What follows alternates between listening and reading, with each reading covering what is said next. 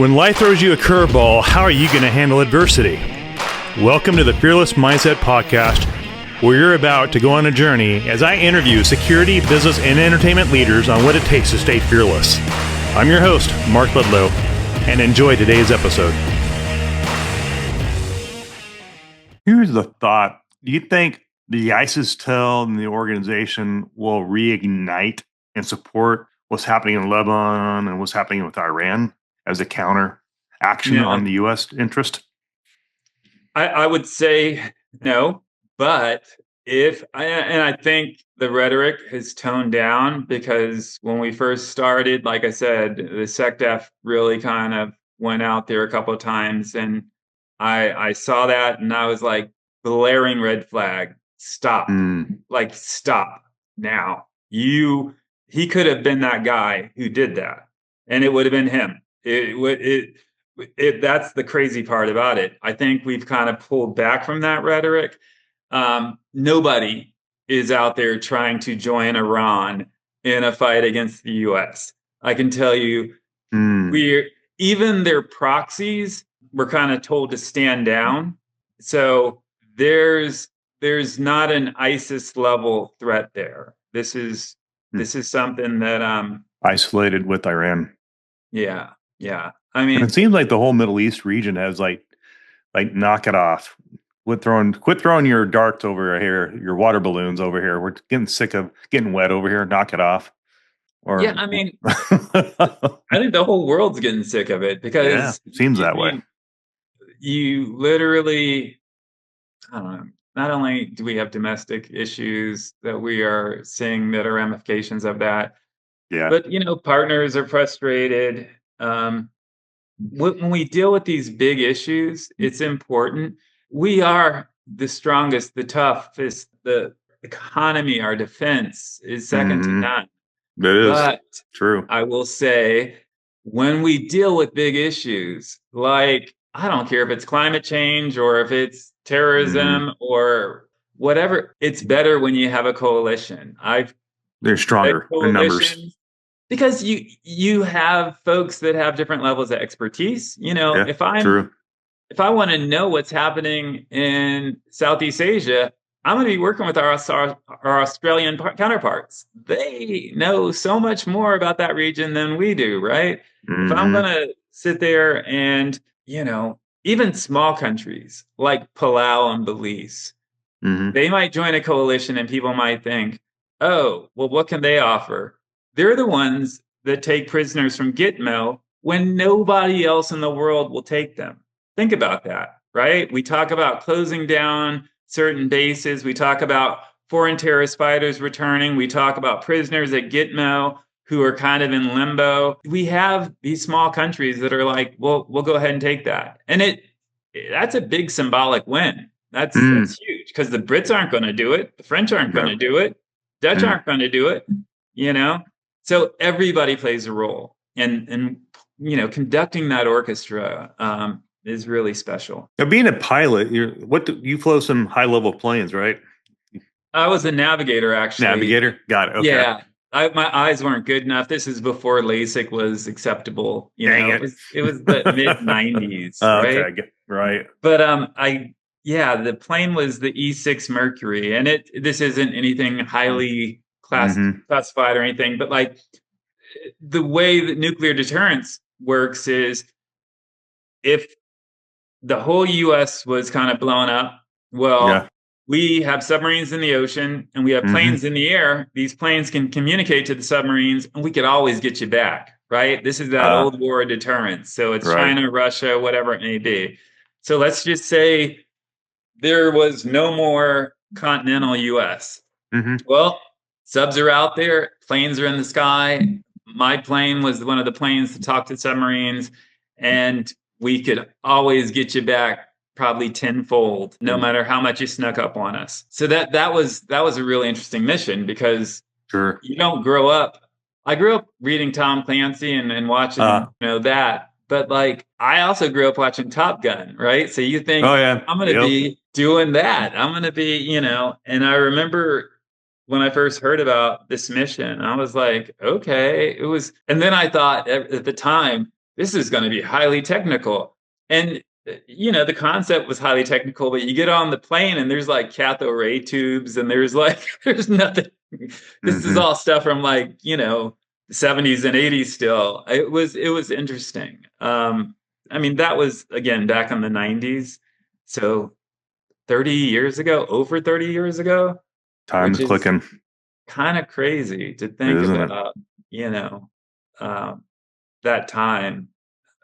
The interesting, I'm not going to say fun, the interesting thing about that was you just got to see a lot because the security measures and the crypto and everything associated with that, highly guarded. So, hearing that klaxon going off, running out to the plane, these planes are based in the middle of the country because it takes a missile longer to hit East Coast or West Coast than it does or excuse me, sooner. It's easier to hit the East Coast or West Coast than it is to hit the middle of the country.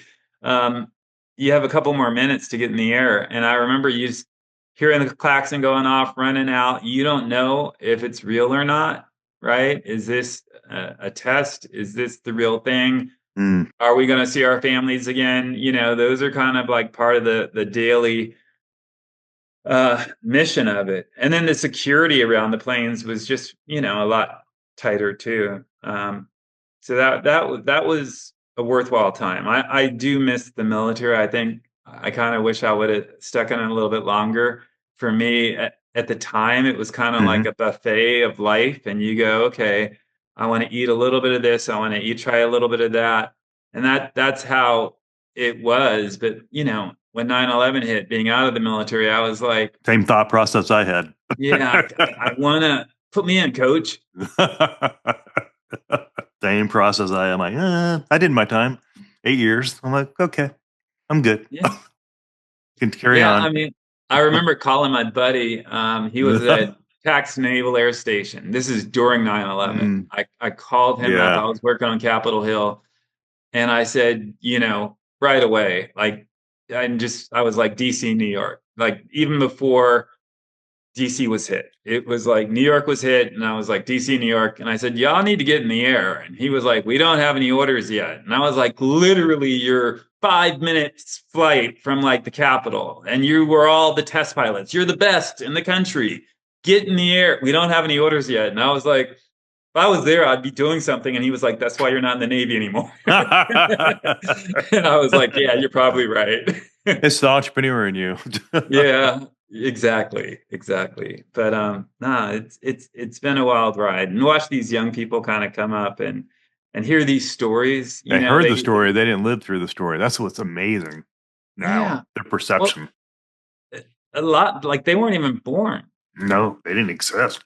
They didn't exist. So, I mean, I guess on one hand, they grew up with this whole post 9/11 environment, right? Yeah. Which is something that we didn't grow up with, and they grew up with COVID and all the electronics and everything else. I was watching the first Scream yesterday with my two boys, and the killer calls on the home landline. And what's a landline? What's a phone? Exactly. And she's sitting there going, I just love kind of going through it. They show a scene where they go to the Blockbuster Video, and I'm explaining what that is. Wow. That's true. If you want to have those moments, watch an 80s or 90s movie with your kids, and those are fun. But yeah, it's neat to see them excited. A lot of them are on a good path. They just kind of need to touch something that says, touch dirt, I guess. Like, am I doing the right thing? Because they might be floating in their mind. A lot of them really are just on point. I think that this group of young people, if they're given the right direction, could really, really make a difference, because they've seen so much. And we talk about all the the negatives, the social media piece and the phones and all of that. But they are wanting to learn languages. They are wanting to get better. They are wanting to hear from you and I, Mark, about things we've done. When I talk about scary things like, being in an IED explosion in Afghanistan and then having to rush to the safe house because you don't know if the bad guys are still trying to get you or not. And you don't know how long you're going to be in the safe house. And is it going to be in a Benghazi situation or, or what? And, you're dealing with folks around you that, in this case, they all lived, but there were fractured skulls and broken bones and stuff. And they still lean in and go, okay. And I tell them, I'm like, it's not a macho moment. Like, you are doing what you got to do, and you're a part of a team, and you're taking care of each other, and that's what life's about. There's nothing that says that we all have to walk home from this, and luckily you go through these experiences, you do walk home afterwards, and then you get to do some fun stuff like live in France and work at Interpol. But when you're going through it, you're going through it. Yeah, they learn differently, and congratulations on having so many of them at the Whitefish Summit. You brought a ton of them over, didn't you? But a dozen or so? Yeah, we had 11 of them over. That was the first time we've done that. I wanted to make it free for them, right? So we covered their plane, their hotel, and their admission. We got to work with Jeff Caruso and be a sponsor, and so that was really special too. And then our mutual friend Susan Barros Libby, she kind of really helped put all of the nonprofit piece and the sponsors together, working with you and I. She introduced us. So I remember huge that. Shout out to Susan for that. The lodge at Whitefish. Yeah, exactly. The lodge. Beautiful place. Oh, it was right on the lake. That was awesome. But I think the young people kind of came, and they got to experience folks that have had, that really special level of success, like yourself and like some of the CEOs that were there, and whether it was the Close Perfection team or former agency folks or former SEALs, like it was special, and everybody was humble. There were really no egos. Didn't see it at all. Not at all. Like nobody walked around, do you know who I am? Everybody made time for them. And they also, cool. I think, were respectful of people's time. I kind of let them run with it to a certain extent because we select them based on, not just their education, but like who they are as humans, right? Right. And since then, I've seen them create a mentorship program where some of the folks, like Tony and others, are part of that mentorship program that they're creating in the fall. They created a podcast where they're interviewing folks, which is really special. So I just give them the guidelines a little bit, motivate them, and any kind of speaking fees that I get from different events, I donate that to the nonprofit, which helps kind of keep it going. But, this year, I think we're really trying to focus on development because we want to help more young people, and we're for everybody. If you are young and you want to get into national security, In-Network is for you. We have, how many members so far? So I can tell you, we just had 400 applications. 400. For our summer internship program. And so that just kind of kicked off. We don't even, I think we've accepted 15 this summer, right around there. But over the last 2.5 years, that's a great question. I mean, I know on LinkedIn there are almost 4,000 followers, and that's impressive. Not bad. That's a good number for LinkedIn. Congrats to you and the team.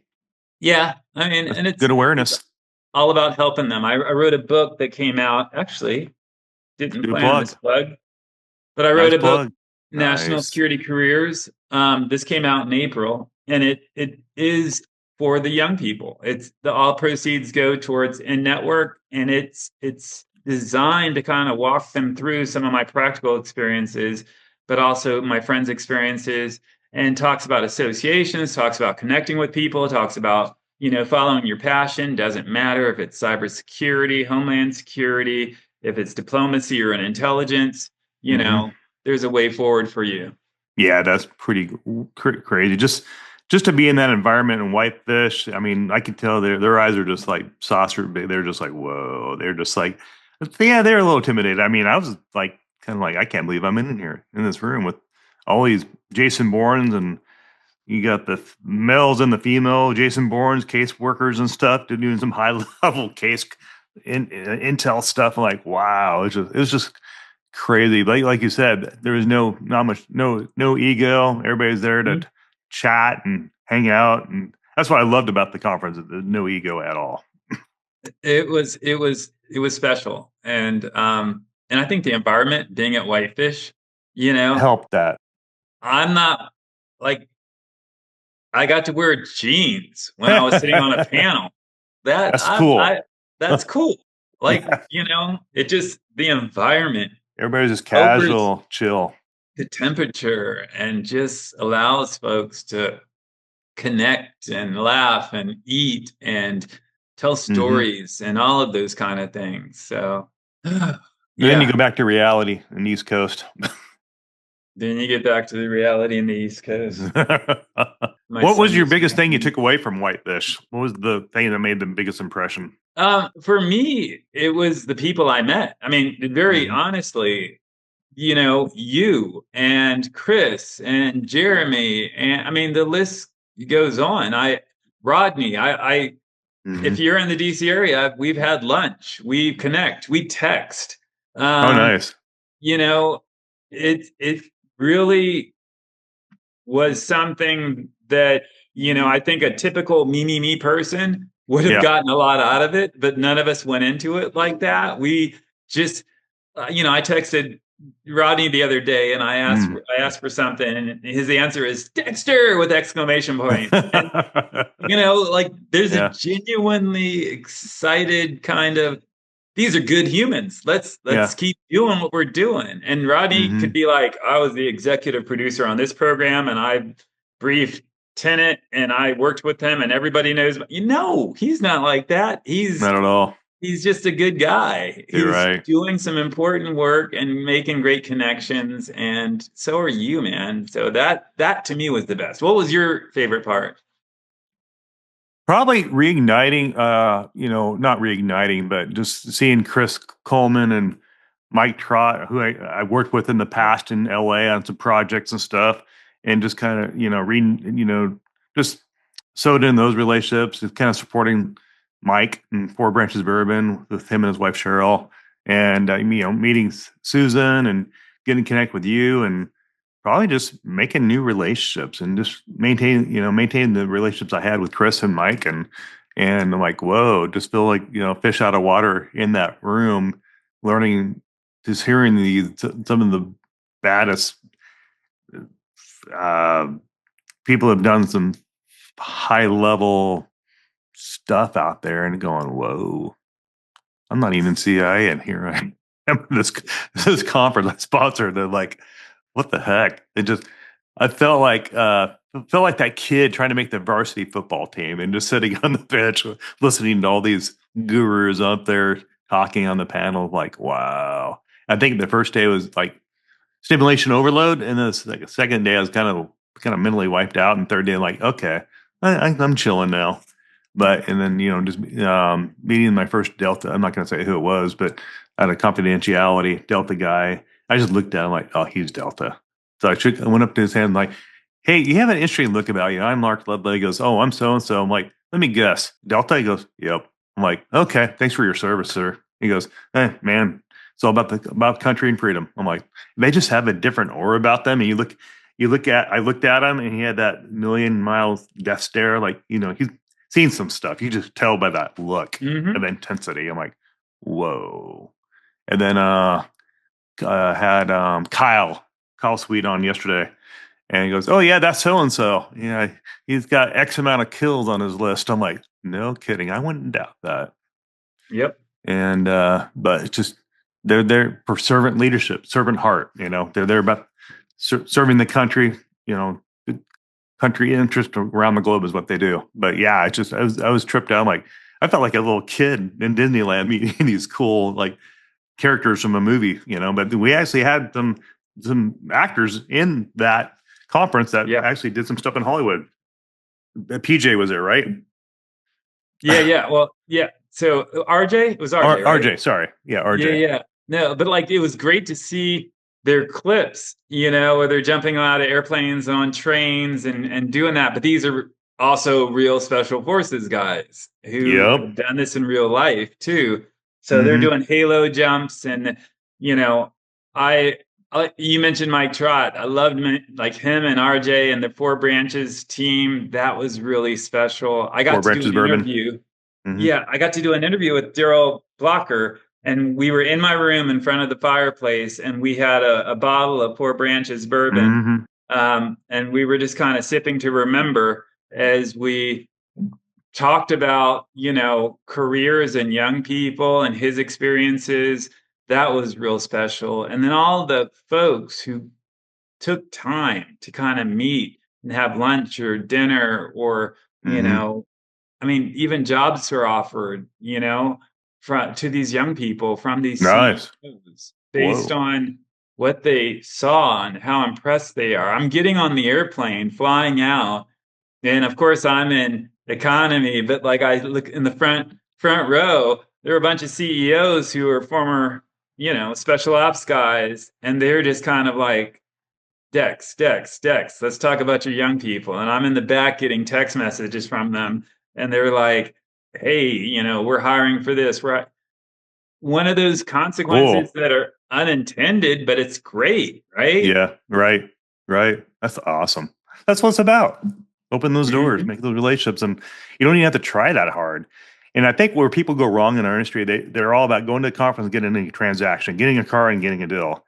And you just got to develop that trust with people. People start hearing your name out there and hear about how good you are to deal with and easy you deal with. The next thing you know, word of mouth referrals come in. May take 6 months, may take a year, but that's how this works. You're absolutely right. I think that one of the things that I've, once you get out of your own way, try to connect with people because of everybody's human, not because of what anybody can do for you. Stories are just amazing. And I hope that, the young folks don't take it for granted. I hope they kind of go in saying, this is special. Because for you and I, who have been doing this for decades, to go, this is special, that we have a lot to compare it to. When you're young and you're showing up, I'm always telling them, I'm like, that was special. Don't take it for granted. So glad they also help make it special, I think, too, right? I think of course. Added value. See them and what they were doing and their curiosity and their passion and their humbleness, and go, that helped ground it even a little more, Right. So I think it was a win-win for everybody.